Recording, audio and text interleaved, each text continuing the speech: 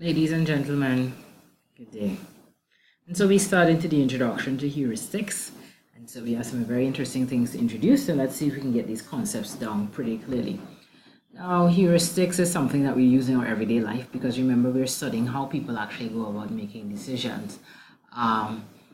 People make decisions every day. We make decisions. Our loved ones make decisions. Everybody we interact with makes decisions. We already achieved that at the beginning of the class, multitudes, and the value of decision. But sometimes in education, we have some fanciful words, and so we want to break down what this heuristics is all about, and we want to introduce the concept today. We have some key terminology that we'll also cover in the video as well, so I expect you to take some notes as you go along. And so we start with our class text, and here we're going to see an example of another decision being made. We want to probably come back and make a reference to this as to where do we see evidence of heuristics at play. So it says here, so Abram left Egypt and went back to the Negev, he and his wife and everything he owned, and Lot still with him. By now Abram was very rich, loaded with cattle and silver and gold.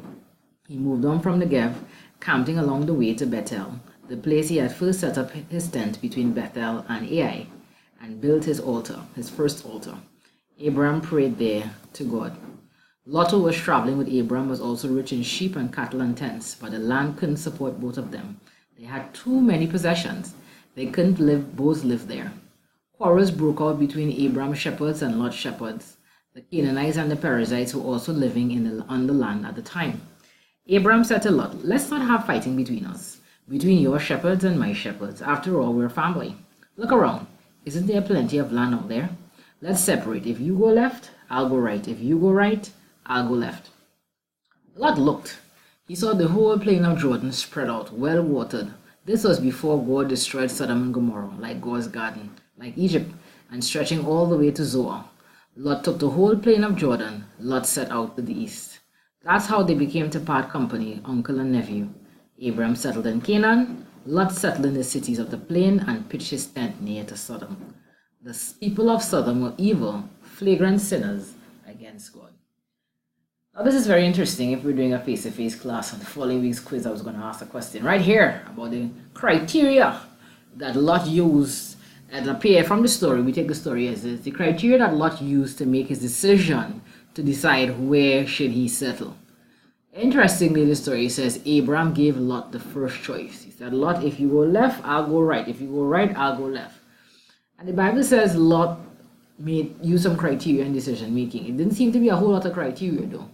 That's what we want to talk a little bit about in this class. The fact that sometimes when we have to make decisions, we make it on very small or narrow criteria. And there's a word for that. And that's the topic this week. When we have to make decisions, we make decisions on some very small criteria. Very, very little. It doesn't seem as you thought through that decision very, very well. So much so that it went on to say in verse 13 right on your screen that the people of Sodom were very evil and flagrant sinners against God. Now, maybe if Lot had done a little bit of more homework, he might have known some of this, because if you know a little bit about your Bible, you know in the future, this was the cause of death of Lot's wife. Lot got in a lot of trouble. He had a lot of heartache because of where he chose to settle. Maybe he might have chose differently if he did a little bit more homework and if he approached his decision making a little bit more seriously, or maybe in a little bit more time. He took time to make the decision, but it seems as though he didn't. And so we have here, in this case, Lot making a decision.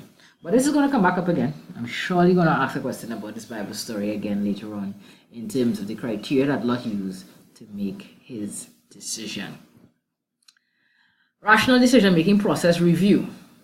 All right, I have an example here, but before I just touch on this briefly, I was going to give you an example from my particular sign. I wanted to go back briefly regarding that assignment we had to do last week, where we would have identified 3 criteria for when we were choosing a school for higher education. So very soon you're going to do a compile list. You go back over what your classmates have written, and you'll pick out some of the best ones that they would have written in addition to what you have written, and you're going to compile a list for me, and that's going to come up in the following week, because that's going to prepare us now for a number of these decisions we have to make later on in this class throughout the semester. So we're going to go back over that example of choosing a school for higher education, and we will go back over a compile list and you will compile that list for me, and I will come up with next week's assignment. But on this particular one, I wanted to give you an idea. I'm going to do steps 1 and step 2 of the rational decision making process to show you how I would have gone about it in my personal life. So, choosing a career path. What were some of the things or criteria that were very important to me? Let me give you a few of mine. You may have different ones that may be important to you. Now, it doesn't mean this was my first job. Notice I said choosing a career path. I didn't say choosing a job. A job might be something that you have to do for a period of time to get by and to get on in life and to pay some bills, and you do what you have to do. But at some point in life, some of us identify paths in our life, career paths that we realize that we feel sort of akin to, and we realize that we feel very alive and energized, and we feel very competent in those areas, and we gain even more competence in those areas. Here's some criteria that was very important to me when I chose my career path. Why am I teaching at the University of the Southern Caribbean? Why am I a lecturer at university? And here's some of the reasons why that would have led me to this place. Here are some of my criteria. Just thought I should let you know. You may find it useful in your life in the future or currently, or maybe you have your very own list of where and why you chose the career path that you have. In no particular order, these are not ranked, but I thought I'll share some of them. So let's go with this one. So let's go with A. Let me make this a little big on this screen. I find that some of this print is a little small. So let me see if I can make it big. All right, let's see if it takes a print. So it takes it from above. Okay. One of the things that's very important. I thought this is going to be bigger. Anyway, I'm sure you can see it on your screen. One of the things that is very important to me, particularly in a career, is autonomy. The ability to self-direct. And that's very important to me. I realize I'm a person, I work very well by myself. I can be quite disciplined. Now if you tell me what the end result is that you want, then I'm an individual who has no problem producing that end result. Just give me the space and time, and then I'll be quite willing to produce an end result for you. I'm trying to figure out why this doesn't stay at 16 when I ask it to. All right, let's go on to another one. Okay, autonomy. So that's very important for me in a job, the ability to self-direct. I like to be able to be free to conduct what I do. So you could probably just imagine that I'm a university lecturer. I have a course outline, and we have certain objectives that we need to achieve by the end of the course. The question would be, where am I in that process? Is somebody looking over my shoulder? Is the dean coming in every minute to come and tell me to please check to see if I'm doing what I'm doing? No, he doesn't have to. Work is going on without anybody having to look over my shoulder. And I'm quite happy and fine doing just that. All right. And so that's one. Autonomy is very important to me. Another one that is extremely important to me that I figured out when I was in my 20s is this whole concept of flexible time. I realized sometime in my 20s that I'm not the 8 to 4 type, and I'm not the 9 to 5 type. Not that I haven't held 8 to 4 jobs or 9 to 5 jobs. I have. But for my career, for my long-term planning for myself, I knew that I always wanted a job that allowed me flexible time. I enjoyed having control over my own time. So then you could imagine as a university lecturer, again, we don't go to work at 8 o'clock in the morning, and typically you don't end at 4 o'clock in the afternoon. All times are way different. As a matter of fact, all times are way flexible. We could be starting the day at 12 o'clock and ending the day at 9. Some days we may be starting the day at 10 and ending the day at 4. Now, some people don't like that. They like consistency, and you should know for yourself what works for you. But for me, I like control over my time. And because of that, I always like to be able to balance my time and my life. And I always looking for a job that allowed me to have flexible time. So I'm always for jobs that give me that flexible time. All right? Varying times to do work. I like to be able to do that. Sometimes I do my best work on afternoons. And so sometimes it's very easy for me to do afternoon work. I like to start at the second half of the day, and I can be raring and going to go. And so that's one of the things that was important to me. So you'll understand that where I end up eventually in career paths, I was looking at a particular direction. Here's another one that works for me. I love a job that assisted and helped and influenced people. All right, that's very important to me. I love helping people. I love to know that my input is making a difference in other people's lives, and that's very important to me. No wonder I'm going to be lecturing today. I love a job that allows me to be organized. I like organizing, putting things together, sorting things out, classifying things. That actually gets me pretty excited, actually. I love doing that. So I'm very big on categorizing and organizing and that kind of stuff. So I love things that allow me to be organized, sectionizing things together. I also like a job that allows me to be innovative. I love being innovative. And I love having the space to be innovative. That's very important to me. I like doing things interesting. All right, so I put here doing things doing things, sorry, in an interesting way. That's very true. So you will notice in my classes things are done a little differently. It takes a little bit more time though, but I like to do things unique and differently from other people, because I always begin with the end in mind. That's something that I've read some years ago in the book 7 Habits of Highly Effective People. One of the things that people who are very highly effective, very highly successful too, are people who begin with the end in mind. What do you want to achieve? And then they work back. All right, this is what I want to achieve, and then they sit down and they figure it out. That's actually an example, sort of a spin-off of the rational decision-making process. And so you'll understand, long as you begin to identify the factors that are going to impact the decision you're going to make. Choosing a career path, yes, what's important to you? So these are 5 of them. I am also big in progress. I'm also big on progress. So I'll put out one more here.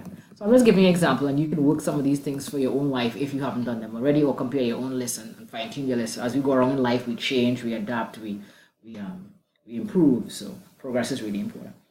So again, these are some of the criteria that I use. These are not all, but these are some of the criteria that I use to choose my career path.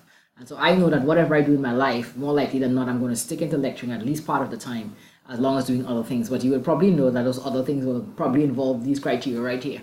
Autonomy, flexible time, because again, I like to be able to do my work whenever, and I'm quite disciplined, so I can do that. So again, criteria is very important, and the rational decision-making process allows for that particular activity. But we'll come back to these again. All of these are just practice, because this course is a lot about balancing the 2 ends of the spectrum. We have those, we say we don't always use a rational decision-making process, so what are we using? And some of the things that we're using are like heuristics, what we have here. So let's keep going. All right, so heuristics. So it says here, to determine how people make decisions, getting into the minds of how people accomplish complex tasks. People do not use the rational decision-making process all the time. So we said that before. So rational decision-making process and processes of that kind are on one side of the spectrum. Then we have the other side of the spectrum where people are doing all sorts of other things. So what are those other things? And so those are some of the things we're going to talk about in this class, because you really want to see how people go about making decisions. So if they're not using the rational decision-making process, what are they doing? A lot of other things. And we want to talk about those other things. All right. So we're introducing some more terminology here, and this is very important, and we'll use them again. You have an example this week, an exercise this week on System 1 thinking. So let's get some adjectives to describe System 1 thinking. So you make some notes as you listen. Since I'm actually using PowerPoint in its slideshow mode, then I can't type onto the screen. So let's use it in this way. So you make the notes. So System 1 thinking refers to our intuitive system of thinking, which is typically, the first word is fast. The second word is automatic. The third word is effortless. The fourth word is implicit. And the fifth word is emotional. Now, the nice thing about videos is that you can stop and you can add them in. So let me go over those again. When we say people are using System 1 thinking, what are we saying? They're using a type of thinking which is typically fast, automatic, effortless, implicit, and emotional. All right. So those are some adjectives to describe System 1 thinking, when we must differentiate between System 1 and System 2. Most decisions that are made using this type of system of thinking, oh my. So you mean people are always making fast decisions many times, especially as we get older, and we look for patterns. And so sometimes we fall into, we make a decision very quickly. Yes, let's do this. I'm feeling for that. I want to do that. Yeah, we're going to do this, right? And so we make these type of decisions pretty quickly. And they are so automatic in our mind that we don't actually think, why did we make that decision? Well, most people say, well, I just feel like doing it. And so, of course, you're looking for the quality of decision making, right? We just don't want to go on a feeling, though. We wouldn't probably want to label that as a really great decision or a sound decision, right? It may end up well, but we are assuming that some of our best decisions come from giving it a little bit more deliberate thought, right? So a lot of fast automatic thinking, we just do it because it becomes habitual. It's something that we're accustomed to, and we like things that we're accustomed to. You know, it gives us a sense of confidence. We've been here before, we've done that, as the case may be. All right, so notice here it has in bold, the busier and more rushed, and the more we have in our minds, the more we rely on this type of thinking. That's a big deal.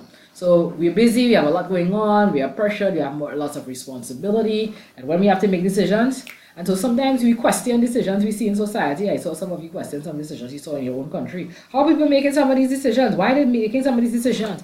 Well, a lot of times when people have a lot of things to do, guess what? Some decisions are just made automatically. Some decisions are just made fast. Some decisions are just made implicit. It means it's implied. you're not very quite clear on how they got to that decision. Some decisions are very emotional, right? I just feel like it. Listen, I'm having a bad day. Listen, there's no. The answer is no, all right? And so sometimes you see somebody and you're like, wait, but these are like important decisions. People making important decisions on these kinds of mindsets. Yeah. And sometimes you look at it because they're human. We talked about that before. Human beings are human. They're not 100% objective all the time. Oh, no, they're not. All right. And so even people in important key positions, they are human too. And so sometimes they make some decisions and you're like, how in the world did you arrive at that conclusion? And so there we have it, right? So again, notice again, and note it for your own life as well. The busier you are, the more rush, the more responsibility, the more stressed you are, the more likely that you're not making your best types of decisions. The quality of your decisions will drop. And that might be true. And so notice it says people rely on this type of thinking a lot, system one thinking, all right? And so we have here at the bottom, managerial life demands, people rely on this thinking a lot. And so have I seen this, oh my gosh. And so a lot of times, this is why sometimes you will hear that a lot of people in key positions have special advisors. They have special advisors. These advisors will be people who have the charge to monitor things in more detail because the leaders and the executives themselves don't have the time. They're constantly in meetings, they're constantly troubleshooting matters, they are constantly dealing with issues that have to be dealt with. They don't have time to look at things in long detail. So a lot of times people in key decisions have special advisors. You'll hear that all the time. And it's not them making decisions. Sometimes they have to be informed a lot of what's going on in detail before they make important decisions. So that's important to note. It's important to note that a lot of times system one thinking is very prevalent to a lot of people. Right? And if you notice that, you drive on the road sometimes or you see people on the road, it's like, whoa, where are you going? Why are you moving so fast? A lot of times they're like, well, they're hurrying. Quick, effortless thinking. All right, so here's some examples. So if you were in Trinidad and you were here on face-to-face main campus, I would have said, hey, here's a good example. Sometimes if you're going to school and you have to you're late, you're running late and you want to get up to USC quickly and you're not taking a shuttle, all right, you may find yourself just looking at a stand in QREP and you might just say, okay, you scan the stand very quickly and you just see which is the relevant available car and then you just jump in. If I were to ask I normally like to do this in my face-to-face class, I will ask them, what did the driver have on today? Like what color t-shirt he had on, or if it's a her or him, whichever. What color t-shirt they had on, what color pants they had on, or bottoms that they had on. Some people might remember, some people say, I didn't pay attention to that. That's how it happens in life. When we make decisions, there are some things we screen out, we just don't pay attention to. Right? Even though it may have been important, at least at a particular part of the journey, our minds could actually screen out. So we talk about what other examples of things can be automatic that we do on a daily basis. Here's some examples of automatic things that we do. We don't think about it much. So I'm going to give you 2 examples and you have to come up with 3. That's on your assignment for this week. Very simple. All right. Again, we're building up ourselves into the course to understand. The concepts are not hard to understand. We don't have to do always be laboring work, but we have some detailed work coming up pretty soon. So entering a Maracas taxi. That's where USC is, right? Maracas and Joseph. That's where the main campus is located. All right, so what are some other automatic things? If I were to ask you, when you put on, let's say a t-shirt, you put on a t-shirt or a top, right? And I ask you, which hand goes in first, your right hand, your left hand, or you put in both hands at the same time? I'm sure for a few minutes you have to sit down and think. Some people say, oh, I put in my left hand first, or some people say, I put in my right hand first. Some people say, I put in both hands. Those are examples of sister one thinking, effortless, automatic. Every time you put on a top, you stop to think of what hand you put in. No, that has become a pattern with time. That's automatic thinking. Okay, and some of these decisions are routine. They're not necessarily things that are life-threatening or the high stakes involved. So, okay, it's all good. So again, but the point is, these are examples of automatic thinking that we do. Let's see another one. Oh, if I was to ask you, here's another thing I can ask you to think about. Think about this. Suppose you were wearing a footwear that requires you to have laces. Let's say you're putting on a sneakers and you have to put laces on. Do you typically loop both sides of the laces and then tie over, or do you loop one side and tie with the other? Hey, look at that. I'm sure if you thought about maybe you're a double looper, you loop both sides of the laces and then you tie, or you loop one side and tie. Okay, so these are some examples of automatic things that we do on a daily basis that you don't really give it a whole lot of thought. You just kind of do it, and we just kind of do it. Every so often in our life, though, we should evaluate some of our automatic decision making to see if those are good enough for us, if we could improve or do better, if it's serving us well. All right, let me give you, I said 2, let's give one more example. Let's say, let's say the way you brush your teeth. I'm thinking of very basic, simple, everyday experiences, right, that we can all relate to. Think about brushing your teeth. Nobody sits up today and say, listen, today I'm going to brush my teeth a different way. Yes, if I normally start at the front of my mouth, I'm going to start it back today. Or if I normally start in the back of my mouth on one side, let me start the back of my mouth on the next side. We typically don't do that. That's too much of thinking. That's effortful. We do it the same way most of the time. You have your shower routine. You do it the same way most of the time. So again, automatic, effortless. We just do it. It's implicit. So yeah, we just do it fast. All right, so you will give me 3 ones. You can give me 3 very everyday examples that we can use, that you can relate to. Think about your own life. Think about the people that you live with. What are some automatic things that people do without thinking? Without thinking, it just kind of happens. You just do it. All right, it's this routine. All right, so system 1 thinking. Okay, wonderful. Now let's go to the opposite now for system 2 thinking. So system 2 thinking refers to reasoning that is, the first word is slower. The second word is conscious. The third word is effortful. The fourth word is explicit. And the last word is logical. So we have slower, conscious, effortful, explicit, and logical. All right, so those are 5 words there. So if I was to ask you, the rational decision-making process that helps us go through step 1, step 2, step 3, and step 4, and we have to spend some time on each step. Which type of thinking is that more like? System 1 thinking or system 2 thinking? I'm sure you have guessed it'll be probably more like system 2 thinking, because it's not as fast and automatic. You have to spend some time going through those 4 steps. All right, and so we have it here. The rational decision-making process is behind system 2 thinking. All right, system 2 thinking. And there we have the 4 steps right there. And very much later on, we'll be putting a lot of those steps into practice. Next week, you have your first major assignment going on with these 4 steps here to make a managerial decision-making case. All right, good. So here's another terminology that I need you to know. When decision makers overlook a full range of possible consequences and alternatives and forego, you should know the meaning of forego the best solution for an acceptable or reasonable one. This is called satisficing, which is just a conjugative of the word satisfies. A conjugated version, I should say, of the word satisfy, so satisficing. So what is satisfy? Satisfies is by settling. All right, there's another word for saying we settle. Satisfies is more sophisticated, so we settle. All right, we have a whole range of consequences, but you say, well, let's not go through all of that. I'm just going to pick the quickest one. All right, and so we may have seen an example of that with Lot in the first story. Lot didn't consider too much. He just said, look, it's looking good across there. Let's go across there. All right, so we forego the best solution for an acceptable or reasonable one. That is called satisficing. So it may not be our best decision, but it works. So satisficing means it works. Yeah, we know it might not be our best decision, but it works. As long as it works, we're fine with that.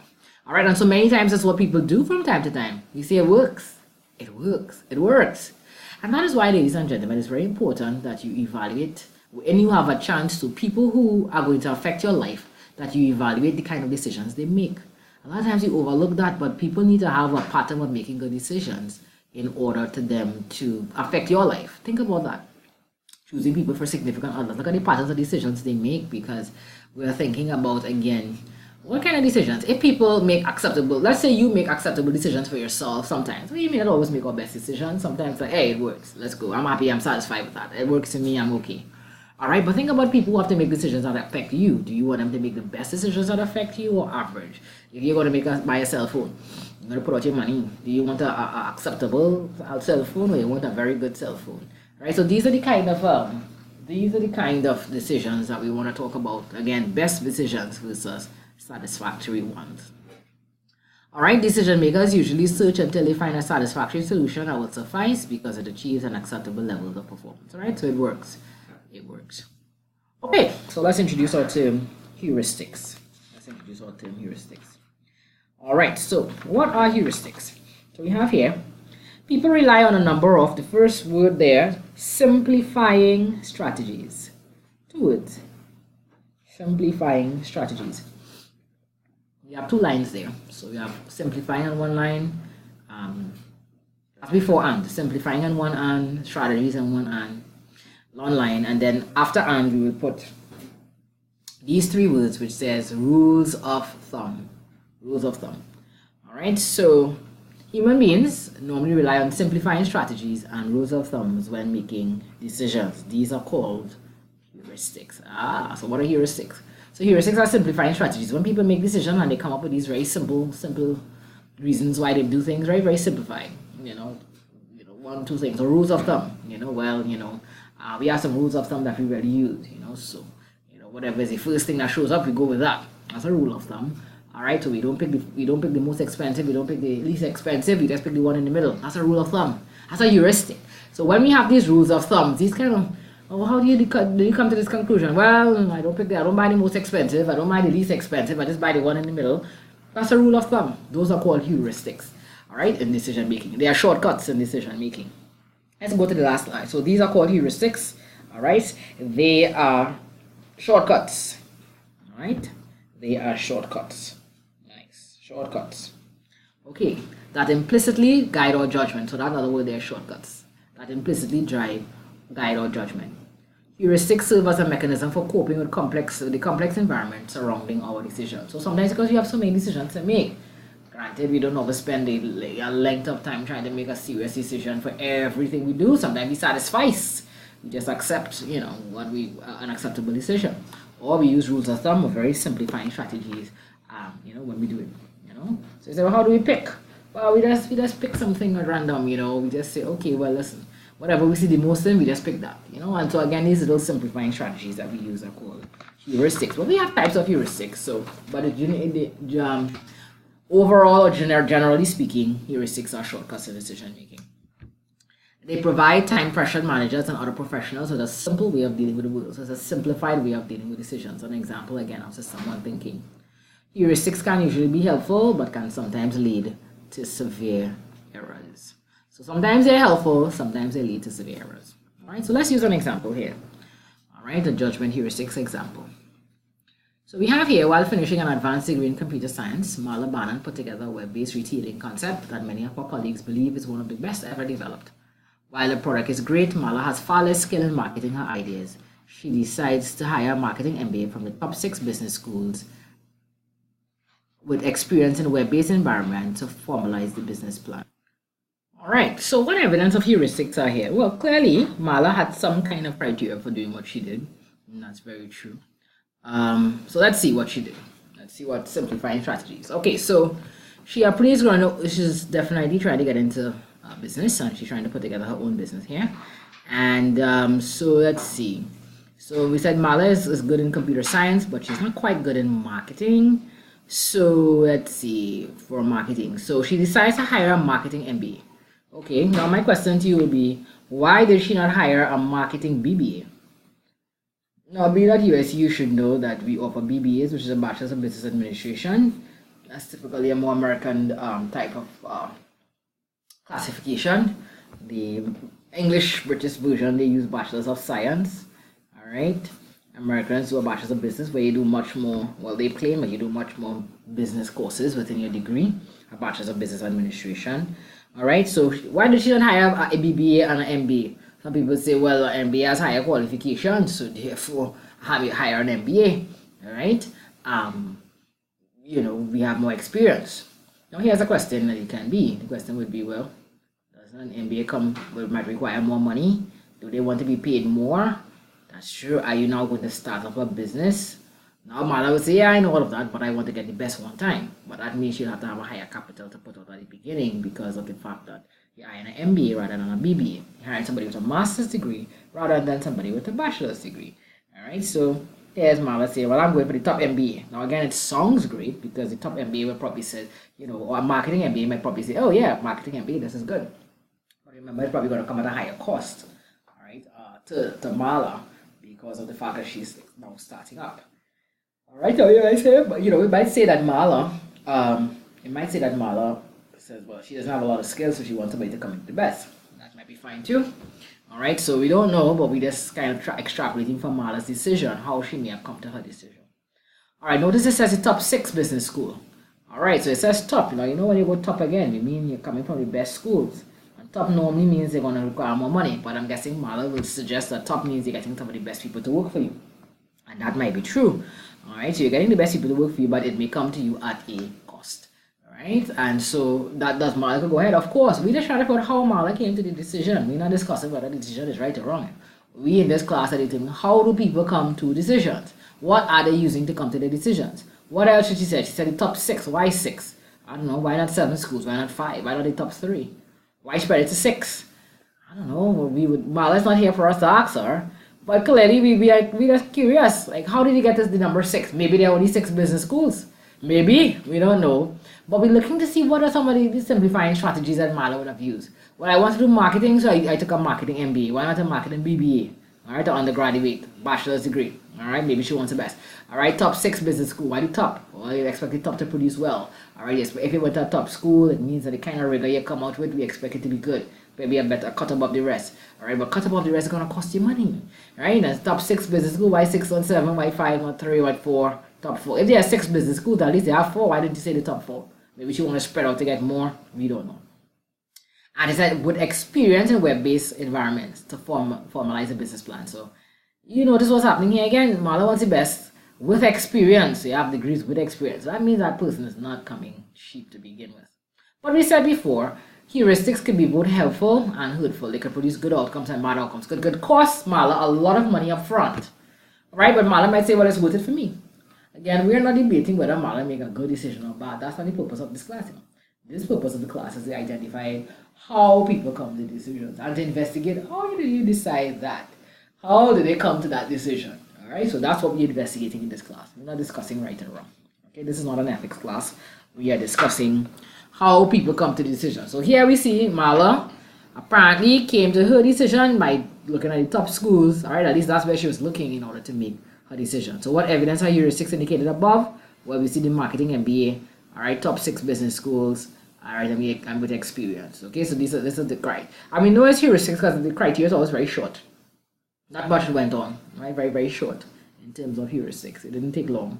All right, we use some simplifying strategies, right, in terms of probably coming to our conclusions.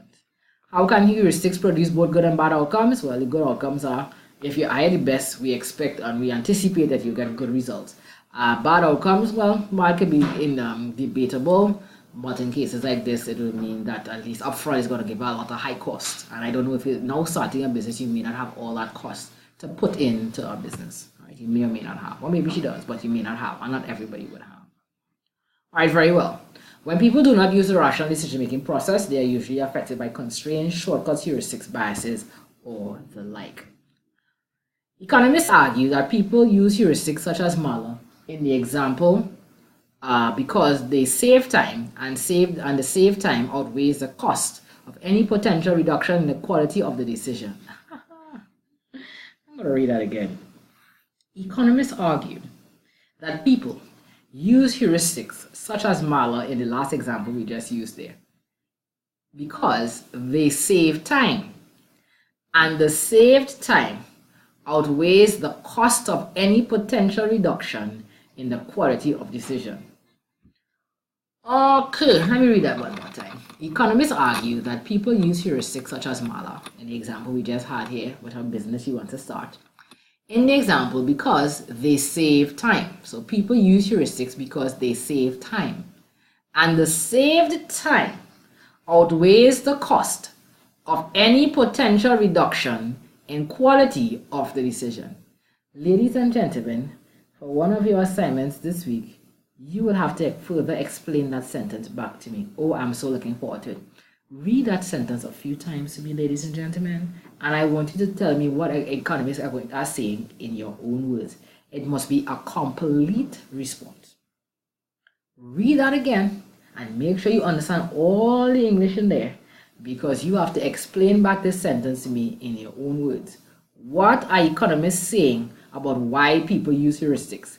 You have to remember, what are heuristics again? Simplifying strategies, rules of thumb, shortcuts in decision making. Why do people use those when they're making decision making? It says it right there on the page. It says that they do it because they want to save time.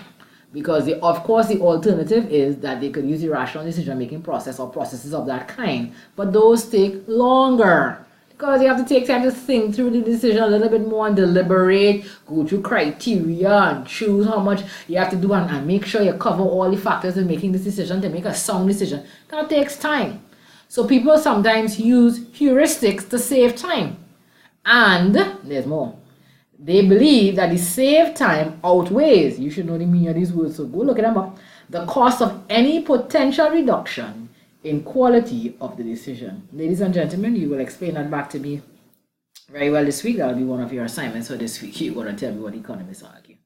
I so look forward to reading what you have. Read this carefully, guys, and give me your best example. I want the entire statement explained to me in your own words. What are economists stating about how people make decisions and why? Usually, heuristics provide correct or partially correct judgments. Reliance on heuristics alone can lead to potentially adverse impact. Eliminating heuristics when necessary is important to achieve rational decision making. Wonderful. And there are a variety of heuristics that people use, and the ones that we are going to cover in this class are these four: availability, representativeness, positive hypothesis, and affect heuristic. Very interesting indeed. All right, so we're going to cover these in the next lecture. Very interesting indeed. Okay, so I look forward to hearing what you have to tell me about what economists argue and going over your slides to make sure you understand what we went over today. So this is a summary of what we would have introduced in heuristics, and on next slide, we're going to go a little further into the types of heuristics that exist.